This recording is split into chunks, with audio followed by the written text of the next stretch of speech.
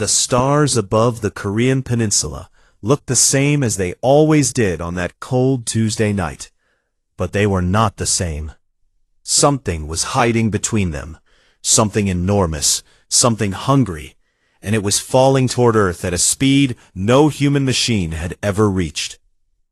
Yuna was sitting alone in her small office at the Korean Aerospace Research Institute in Daejeon. She had a cup of cold coffee next to her keyboard, and 3 monitors filled with satellite data. She was tired. She had been working since morning, tracking a strange signal that had appeared 2 days ago at the edge of the solar system. At first, her team thought it was a glitch. Then it moved. Then it multiplied. Now there were over 300 objects, and they were heading straight for Earth. She was about to call their supervisor when every screen in the building went black. Not just hers. Every satellite feed, every data stream, every communication relay tied to orbit simply stopped. The lights in the hallway flickered. Her phone buzzed once and then died.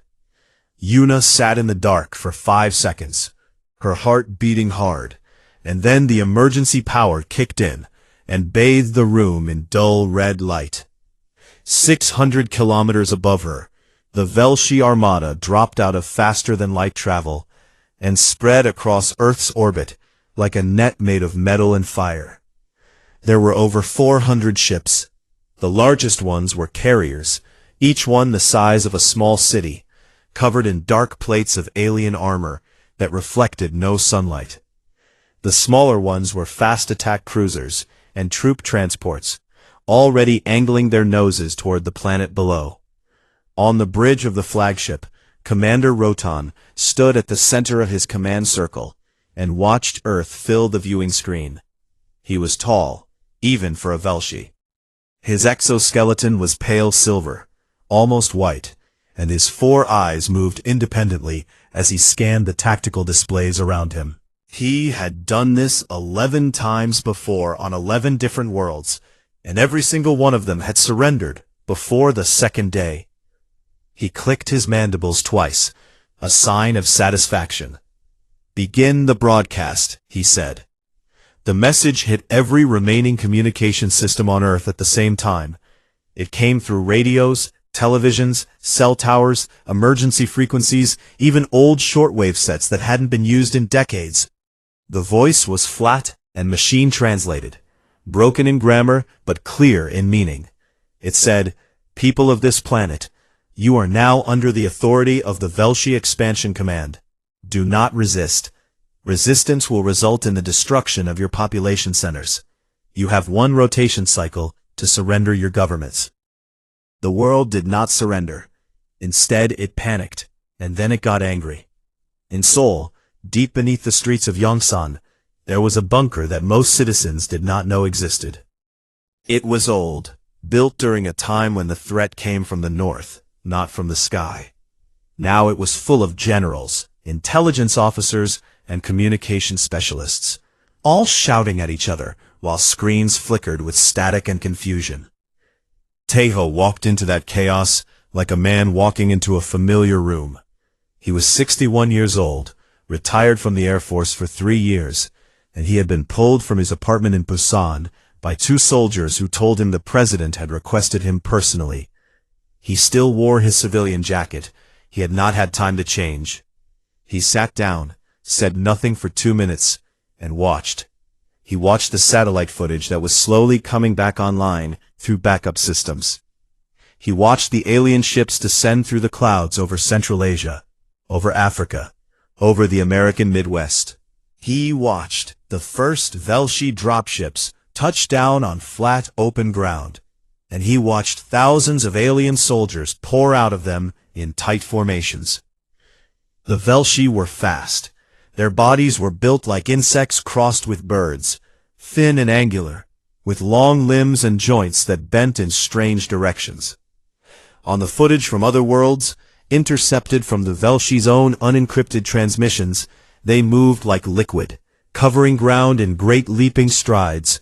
They were terrifying. But Taeho noticed something. He leaned forward in his chair and squinted at the screen.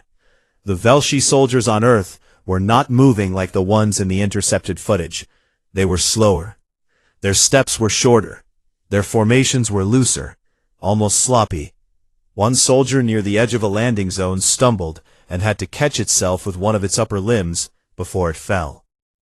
A general next to him was arguing about launching a nuclear strike on the nearest landing site. Taeho ignored him.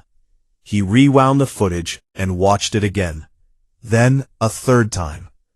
300 kilometers away, Yuna was watching the same footage on a backup terminal that one of her colleagues had managed to connect to a military feed. She had already pulled up the navigational data she had decoded from the alien signals 2 days ago. She had the mass of the Velshi homeworld. She had its radius, and now she had its surface gravity. She did the math 3 times because she could not believe the answer. The Velshi came from a moon called Opus, a cold, rocky world orbiting a gas giant in a system far from Earth. Opus had a surface gravity of 0.31 g, less than a third of Earth's. On their homeworld, the Velshi were light, fast, and deadly. They could leap great distances. They could run at incredible speed.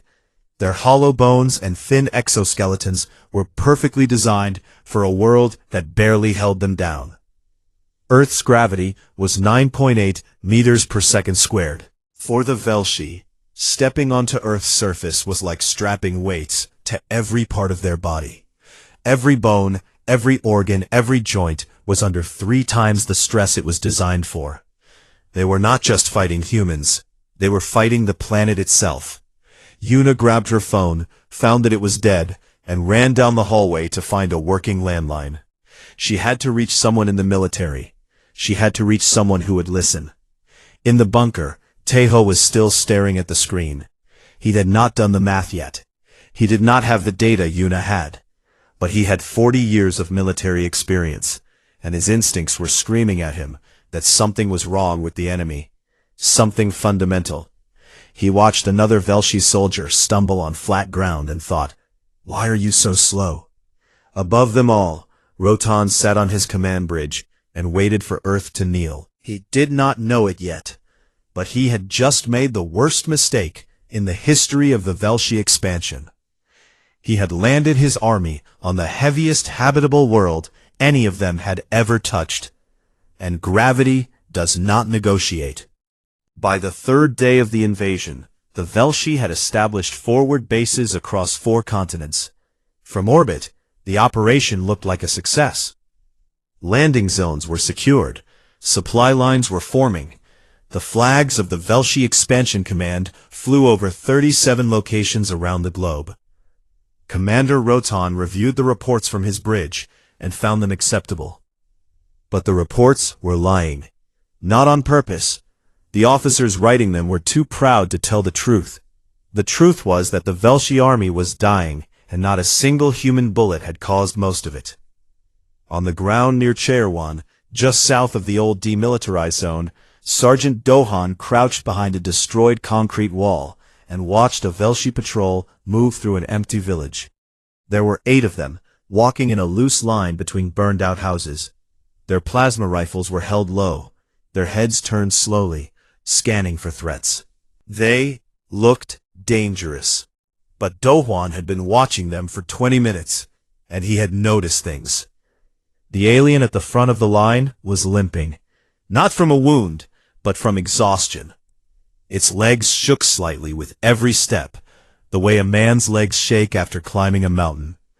The one behind it kept stopping to adjust its grip on its weapon, as if the rifle was too heavy. A third one near the back had sat down twice in the last 10 minutes and had to be pulled up by the others. Sujin, Dohwan's combat medic, was lying in the dirt next to him, with binoculars pressed to her eyes. She whispered, "They look sick." "They're not sick," Dohwan said. He did not know why he was so sure. He just was.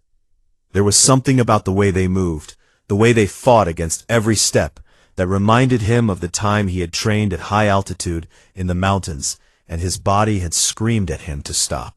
"They're heavy," he said. Sujin looked at him like he was crazy. But she did not argue. She had learned not to argue with Do-won's instincts. They hit the patrol 10 minutes later. Do-won's squad was small, only 9 soldiers, armed with standard rifles and 2 grenade launchers. The Velshi plasma weapons were terrifying, bright bolts of blue-white energy that could melt through a vehicle door. But the aliens were slow to aim, slow to turn, slow to drop to cover. One of them tried to leap behind a wall, and barely cleared the ground before crashing into its shoulder first. Its exoskeleton cracked on impact, and it did not get up. The firefight lasted 4 minutes. 5 Velshi died. The other 3 tried to run. They could not run. They managed a heavy, stumbling jog that a fit human could have matched at a walk. They had learned what they needed to learn. 300 kilometers south, in the emergency bunker beneath Seoul, Taeho was on the phone with what was left of the Global Military Coordination Network. The Americans were reporting the same thing. So were the Europeans, the Indians, the Australians. The Velshi were strong in firepower, but weak in movement. They tired quickly. They broke easily. Something was fundamentally wrong with them on Earth, and nobody could figure out what it was. Then Yuna's call came through. It had taken her almost 2 full days to reach anyone with authority. Phone networks were destroyed. Internet was gone. She had eventually walked 12 kilometers to a military checkpoint outside Daejeon and convinced a young lieutenant to connect her to the command bunker through a field radio. The connection was terrible, full of static and cutting in and out, but her voice was clear enough. She explained it simply, because there was no time for complexity. The Velshi came from a world with less than 1/3 of Earth's gravity. Their bodies were designed for lightness. On their homeworld, they weighed almost nothing. On Earth, they weighed 3 times what they were built to handle. Their hollow bones were fracturing under their own body weight. Their organs were being compressed. Their circulatory systems were failing because their hearts were not strong enough to pump blood against Earth's pull. Every second they spent on the surface was killing them slowly. The bunker went quiet. Generals who had been arguing about missile strikes and nuclear options stared at the speaker on the table. Taeho leaned back in his chair and closed his eyes. For the first time in 3 days, a knot in his chest loosened. "How long can they last?" he asked. Yuna hesitated. "If they stay on the surface, their bones will begin to fail within 2 weeks. Organ damage will follow. Within a month, most of their ground forces will be unable to walk. And if they go back to orbit, then they survive. But they cannot conquer a planet from orbit. They need ground troops, and their ground troops cannot survive here." Taeho opened his eyes and looked at the war map on the wall. Red dots marked Velshi positions across the globe. Blue dots marked human forces, scattered and outnumbered. But the red dots were not moving.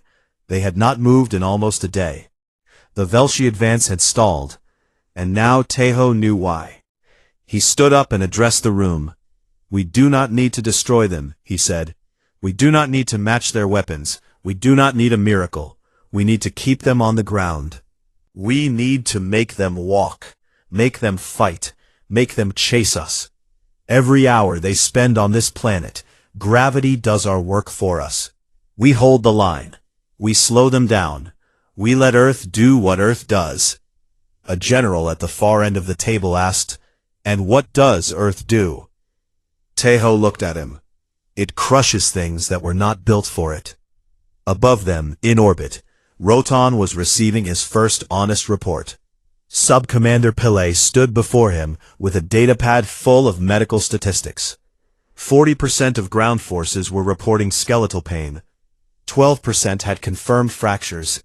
3 forward bases had requested emergency medical evacuations. Pillay recommended a pause in offensive operations to assess the situation.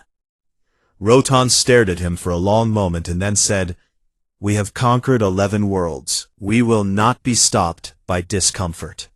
He ordered a second wave of fresh troops to be sent to the surface immediately. Pillay bowed and left the bridge. He walked to his private quarters, sat down at his personal terminal, and stared at the screen for a very long time. He had read the medical data more carefully than Rotan had. He knew this was not discomfort. This was the planet itself rejecting them, pressing down on every cell of their bodies with a force they were never meant to endure. He also knew that the second wave would fail just like the first. Fresh troops would hit the surface strong and confident, and within 3 days they would be crawling. The math was simple, and it was merciless. On the surface, night fell over the Korean peninsula. Dohan's squad made camp in a bombed-out school building. Sujin cleaned her rifle by candlelight. Outside, the wind carried a sound that none of them had expected to hear from an alien army. Silence. No engines. No advance.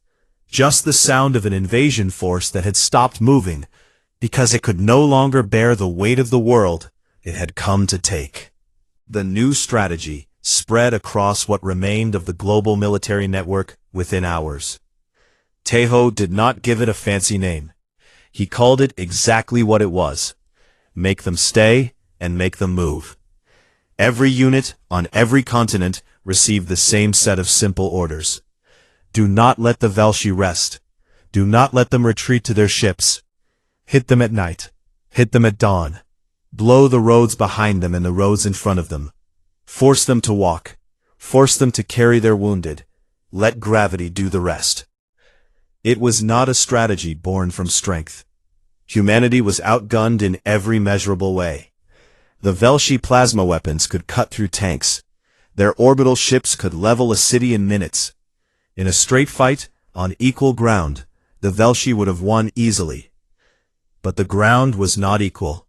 The ground was Earth, and Earth was the heaviest habitable world the Velshi had ever set foot on. For the first time in 11 conquests, the battlefield itself was fighting against them. Doan understood the new orders better than most.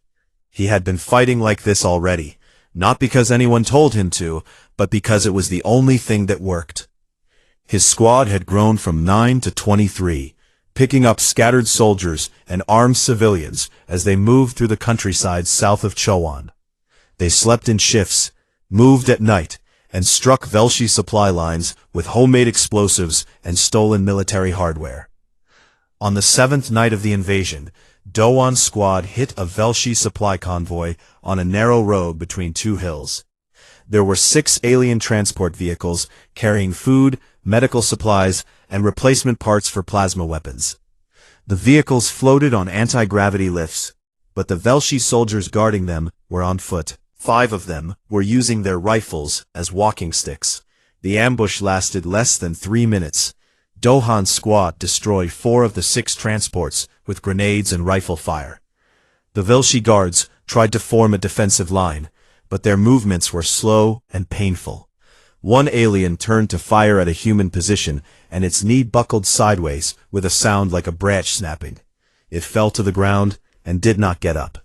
Another tried to take cover behind a vehicle and could not lower itself fast enough. Sujin put 2 rounds through its torso before it reached the ground. After the fight, Sujin examined the fallen aliens by flashlight. She had been doing this after every engagement, building a grim catalog of what Earth's gravity was doing to their bodies. The results were worse every time. Exoskeletons that should have been hard as stone were cracking along stress lines. Joints were swollen to twice their normal size. Internal organs had shifted downward inside their body cavities, compressed by weight they were never designed to bear. One alien that had been dead for less than 10 minutes already had blood pooling in its lower limbs, its weak heart unable to fight gravity, even in death. She reported her findings to Taeho's command through a relay radio. Taeho listened and said 2 words: keep pushing. While Dohwan fought in the field, Jiho worked in a ruin. He was 17 years old, a second-year engineering student at a university that no longer existed. The campus had been hit by a Velshi orbital strike on the 2nd day. Most of the buildings were rubble. But the basement laboratory had survived, and Jiho had been living in it for a week, surrounded by broken equipment, salvaged alien technology, and a stubbornness that bordered on madness. The piece of alien technology that changed everything was a small anti-gravity module pulled from a crashed Velshi dropship. It was the size of a briefcase, smooth and dark, with no visible controls. Jiho had spent 3 days figuring out how it worked. The module generated a localized field that reduced the effect of gravity on objects within its range. The Velshi used these modules in their vehicles, their buildings, and even their armor, to make life on heavier worlds slightly more bearable. Jiho did not care about reducing gravity. He wanted to increase it. The principle was simple, even if the execution was not. The module manipulated gravitational fields in one direction. Jiho believed he could reverse the polarity and make it push the other way, amplifying gravity instead of reducing it. He worked for 4 days straight, sleeping only when his hands shook too much to hold tools. He burned through 3 car batteries and nearly electrocuted himself twice. On the 11th day of the invasion, he tested the prototype in the basement. He placed a 10-kilogram weight on a table, activated the device, and watched the weight crack the table in half and punch through the concrete floor. The device had increased local gravity by roughly 50%. For a human standing in the field, it would feel like carrying a heavy backpack, uncomfortable but survivable. For a Velshi, whose body was already failing under normal Earth gravity, it would be like dropping an anvil on every bone in their body. Jiho contacted Teiho's command through a chain of messengers and radio relays that took almost 2 days. When the message finally arrived, Teiho read it 3 times. Then he called Yuna. "Is this possible?" he asked. Yuna looked at the technical details Jiho had sent. "It is not just possible," she said. "It is brilliant. If we can produce these in quantity, we can create kill zones. Any Velshi unit that enters the field will be unable to move within minutes. How many can we make? If we get him materials and people, dozens, maybe hundreds." Teiho gave the order.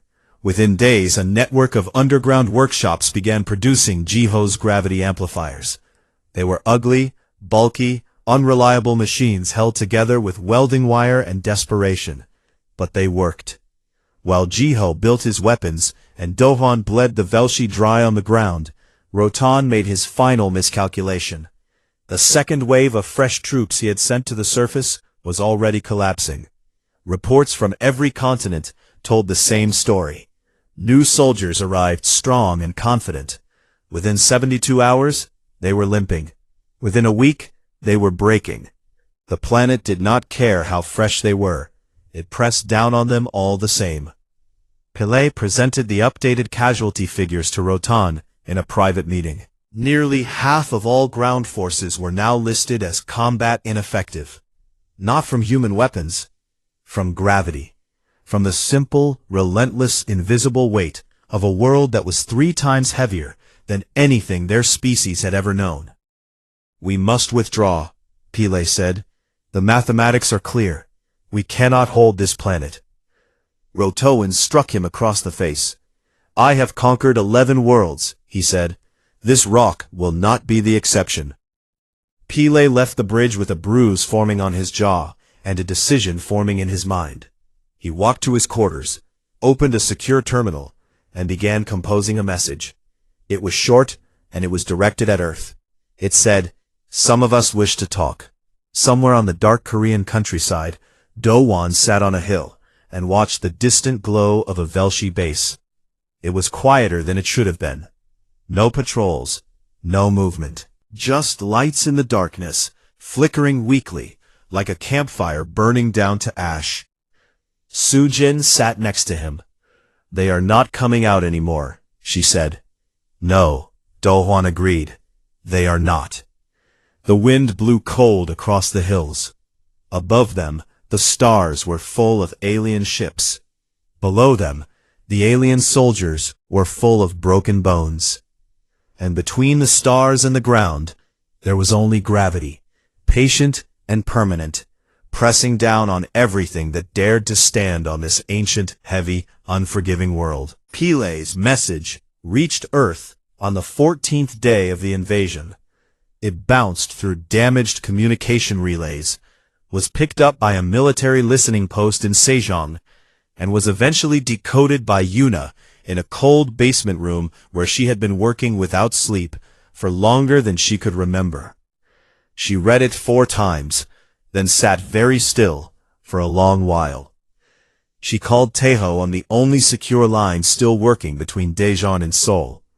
"One of their officers wants to negotiate," she said. Taeho was quiet for a moment. "It could be a trap." "It could be," Yuna agreed, "but look at their fleet movements." She sent him the orbital tracking data she had been collecting. The Velshi ships were repositioning, not into attack formations, but into evacuation patterns. Transport ships were moving closer to the surface. Combat cruisers were pulling back to higher orbit. Or at least, some of them want to. Taeho studied the data. His instincts told him to be careful. His experience told him to wait. But the numbers told him something else entirely. The Velshi were breaking apart, not just physically, but as an organization. When an army starts planning its retreat, before its commander gives the order, the war is already over. The soldiers just do not know it yet. "Keep the channel open," he said, "but do not respond. Not yet. Let them wait, and let them wonder." He had a more immediate problem. Jiho's gravity amplifiers were ready, and Dohan's unit had been chosen to deploy them for the first time in actual combat. The Velshi were making one last push. Despite their deteriorating condition, Rotan had ordered a major offensive aimed at Daejeon, where he believed a human command center was located. He was half right. Yuna was there, but the command center was in Seoul, and the real threat to the Velshi was not in any building. It was in 3 ugly metal boxes being loaded onto a truck in the middle of the night.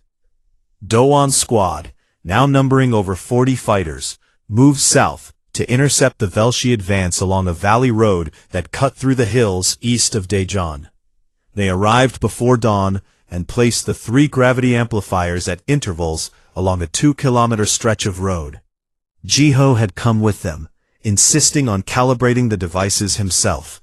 He was thin and pale, and his hands were stained with engine grease and electrical burns, but his eyes were sharp, and his voice was steady. "When I turn them on, the effect radius is about 100 meters each," Jiho told Dowan. "Anything inside that radius will experience roughly 1.5 times normal Earth gravity. For us, it will feel bad. For them, it will feel like the end of the world." "How long do the batteries last?" Dohwan asked. "Maybe 40 minutes. Then we make 40 minutes count." The Velshi column appeared at dawn, was the largest force Dowan had ever seen on the ground. Nearly 300 soldiers, supported by floating transport vehicles, and 4 heavy plasma artillery units. They moved slowly, painfully, like an army marching through deep water. Many of the soldiers in the rear were being helped along by their comrades. Some were being carried. The ones in front walked with grim determination, their exoskeletons dull and cracked, their weapons held in trembling hands. For a moment, Dohwan felt something he did not expect. He felt sorry for them. They were soldiers following orders on a world that was slowly crushing them to death. They were in pain. They were afraid. They kept walking anyway. Then he remembered the orbital strikes that had destroyed cities. He remembered the millions who had died in the first 2 days. He remembered the flat, machine-translated voice that had demanded the surrender of his entire species. And the pity faded like morning fog. He gave the signal. The first amplifier activated when the front of the column was directly over it. The effect was instant and devastating. The lead Velshi soldiers dropped, as if invisible hands had grabbed them and slammed them into the earth. Exoskeletons shattered on impact. Legs buckled and snapped. Weapons fell from hands that could no longer hold them. The aliens did not even scream. They simply collapsed, folded under a weight that their bodies could not comprehend. The middle of the column tried to stop. The second amplifier caught them. Soldiers who had been struggling to walk at normal gravity now found themselves pinned to the ground, unable to rise, unable to crawl. Their floating vehicles, designed to resist the planet's natural pull, dipped and scraped against the road, their anti-gravity modules whining as they fought the amplified field. Two of them lost the battle entirely and crashed into the dirt, spilling supplies and wounded across the road. The rear of the column turned to flee. The third amplifier was behind them. Dowan's fighters opened fire from the hills on both sides. It was not a battle. It was something worse. The Velshi could not run, could not take cover, could not even raise their weapons. They lay on the ground in their cracked and broken armor, while human bullets and grenades fell among them. The plasma artillery units tried to fire, but their crews were pinned flat and could not operate the controls. One unit discharged into the ground by accident, melting a crater in the road. It was over in 20 minutes. The batteries still had time left, but there was nothing left to fight. Sujin walked through the aftermath with her medical kit and her rifle. She had seen bad things in this war. She had seen burned villages and dead children, and alien weapons that turned human bodies into ash. But this was different. The Velshi lay in piles, their thin bodies bent at wrong angles, their exoskeletons split open like eggshells. Many of them were still alive, their four eyes blinking slowly, their mouths opening and closing without sound. They could not move. Some of them could not breathe. The amplified gravity had compressed their lungs. She knelt beside one of them and looked into its alien face. It looked back at her with an expression she had no name for, but understood completely. It was the look of a creature that had realized, too late, that it had come to the wrong place. Sujin turned off her rifle's safety and then turned it back on. She reached into her kit, pulled out a painkiller injector, and pressed it against the alien's neck.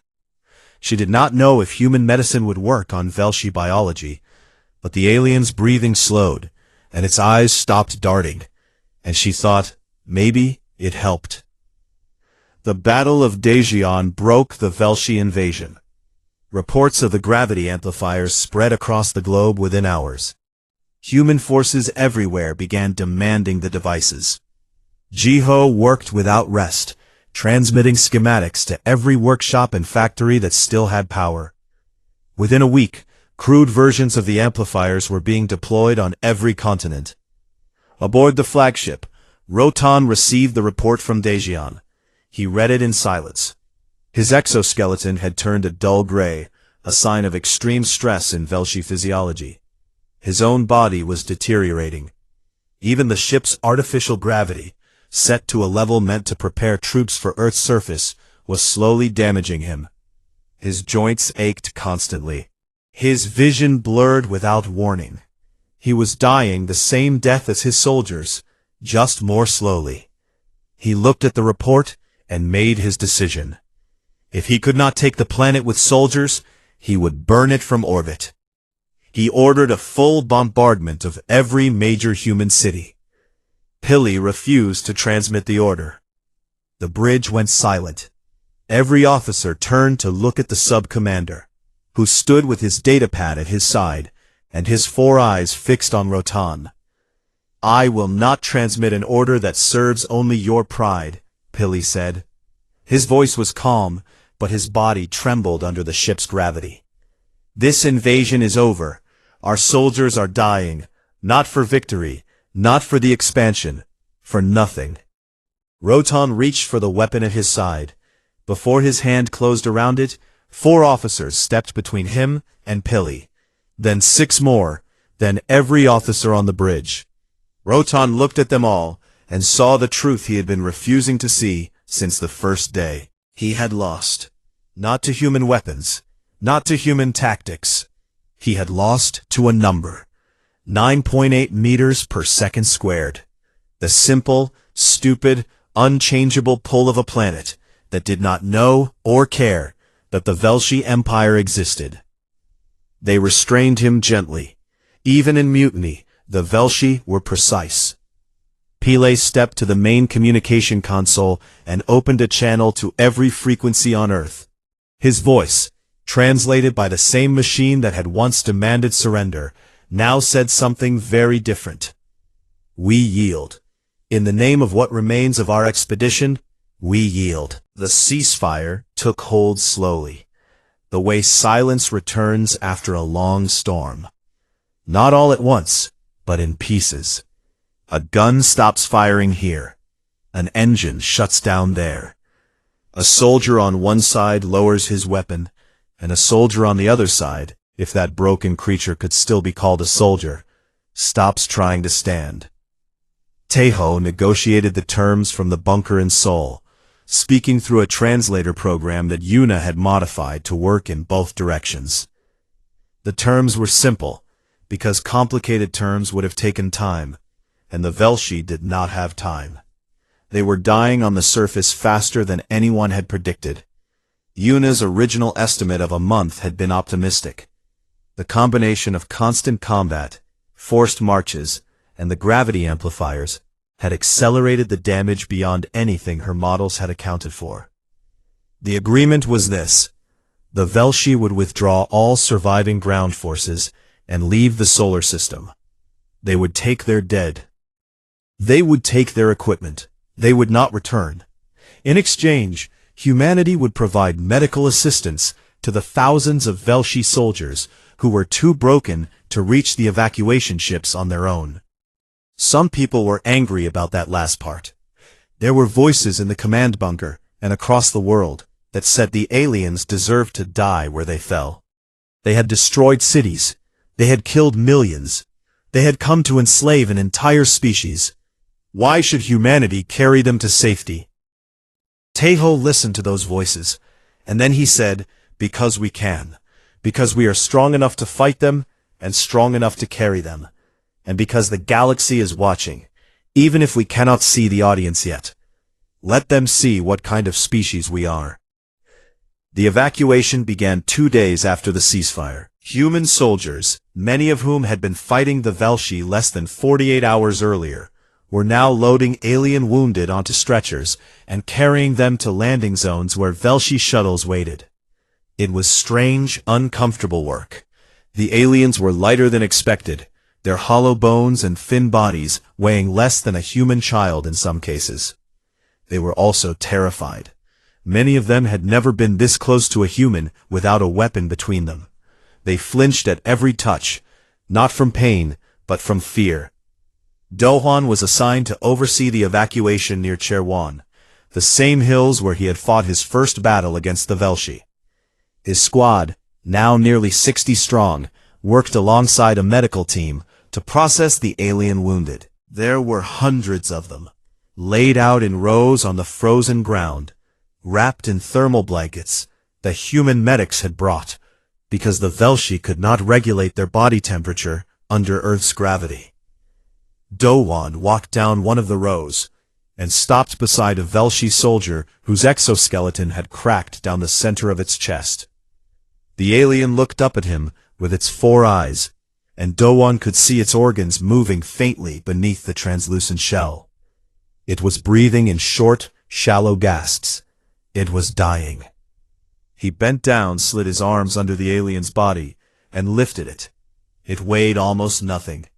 He carried it across the field to the nearest shuttle, where a Velshi medic took it from him with hands that were shaking, whether from gravity or emotion. Dohwan could not tell. Sujin set up a field hospital next to the evacuation zone.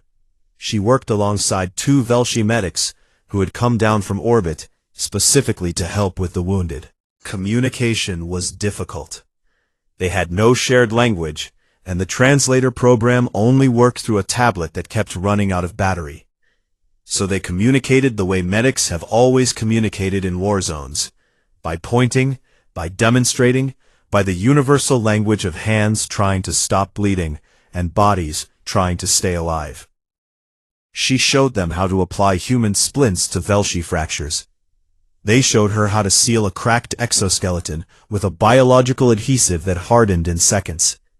By the end of the first day, they were working side by side without needing to speak at all. Sujin would later tell a journalist that she learned more about medicine in that one day than in 3 years of military training. Their bodies are completely different from ours, she said, but pain looks the same in every species. In orbit, Yuna boarded a neutral shuttle to meet Sub-Commander Pile face to face. The meeting took place in a small chamber, with gravity set to 0.5 g, a compromise that was uncomfortable for Yuna and agonizing for Pile. The Velshi officer was barely recognizable as a member of the tall, elegant species that had arrived in Earth's orbit less than 3 weeks ago. He was gaunt. His exoskeleton was gray and flaking. His joints were swollen, and he sat in a specially designed chair that supported his weight because his spine could no longer do it alone. He looked at Yuna with tired eyes and spoke through the translator. In 11 worlds, he said, no species fought back the way yours did. We had an advantage, Yuna said. Pile made a sound that the translator could not interpret. Yuna thought it might be a laugh. You call it an advantage, he said. We call it a death sentence. Your world is heavier than any habitable planet in our records. Your atmosphere is thick and violent. Your oceans are deep enough to crush our ships. Your biology is built on a scale that we did not think was possible for intelligent life. You do not just live on this world. You fight it every day of your lives, and you do not even notice. Yuna was quiet for a moment. Then she said, we did not choose this gravity. We just learned to live with it. Every species has to learn to live with what its world gives it. Pile looked at her for a long time. On every other world we conquered, he said, the people asked us why we came. You are the first species that showed us why we should not have. Jiho did not attend any of the official ceremonies or press events that followed the ceasefire. He was too busy. Within days of the surrender, he had shifted his work from building weapons to building tools. The Velshi anti-gravity technology, the same technology he had reversed to create the gravity amplifiers, could be used for things that had nothing to do with war. He designed a prototype rescue platform that could lift collapsed buildings off trapped survivors. He sketched plans for deep-sea exploration vehicles that could resist the crushing pressure of the ocean floor. He wrote equations for a construction system that could build structures in space without the limitations of Earth's gravity. A reporter from one of the few surviving news agencies found him in his basement laboratory, surrounded by alien components and empty coffee cups, and asked him how he felt about the role he had played in the war. Jiho thought about it for a while, and then said, they came here to take our world. They left us the tools to reach new ones. I think that is the best kind of victory. Rotan was taken back to Velshi space in restraints. Pile testified against him before the Velshi High Council, presenting the casualty figures, the medical reports, and the final cost of the invasion of Earth. The last image, transmitted from the Velshi flagship before it left the solar system, showed Rotan being escorted off the bridge by 2 guards. His legs were buckling, not from Earth's gravity this time, but from the weight of what he had done and failed to do. 6 months after the invasion, a joint human-Velshi space station was completed in low Earth orbit. It was small, ugly, and held together with technology from 2 species that did not fully understand each other yet. But it worked. It hung in the darkness above the planet, and it worked. Tejo stood on the observation deck and looked down at Earth. The planet turned slowly below him, blue and white and heavy. Scars from the invasion were still visible. Dark patches where cities had burned, gray smudges where orbital strikes had scorched the land. But there was green too, and light, and the small bright dots of ships moving between the surface and the station. He thought about the 11 worlds the Velshi had conquered before Earth. He had read the reports Pile had shared during the negotiations. Those worlds were gentle places. Thin atmospheres, low gravity, mild climates, soft ground. Their people were intelligent and creative and kind, and they had been completely unprepared for violence on the scale the Velshi brought. They had surrendered because they had no reason to believe they could fight. Earth was not a gentle place. Earth had crushing gravity, violent storms, freezing winters, burning summers, earthquakes, volcanoes, floods, droughts, and predators in every corner of every ecosystem. Humanity had not evolved in comfort. It had evolved in a war against its own planet, a war that never ended, a war that had made human bones dense and human muscles strong, and human hearts powerful enough to pump blood uphill against a force that would flatten any Velshi who tried to stand in it. The Velshi had looked at Earth's radio signals and seen a primitive species on a small, unremarkable world. They had not understood what they were really seeing. They were seeing a species that had been fighting gravity since the first fish crawled out of the ocean. A species that had learned to stand upright on a world that wanted everything to stay down. A species that built towers and climbed mountains and launched itself into space on pillars of fire, not because it was easy, but because nothing on Earth had ever been easy, and they had learned to do impossible things anyway. Tejo smiled, just slightly, and pressed his hand against the cold glass of the observation window. Somewhere out there, 11 conquered worlds were hearing the story of what happened on Earth. The story of a species that did not just survive its own planet, but thrived on it. And when the conquerors came, the planet fought back, and so did its people. The stars above the station were cold and silent. They had been watching for a very long time. Now, for the first time, something on this small, heavy world was watching back, and it was not afraid.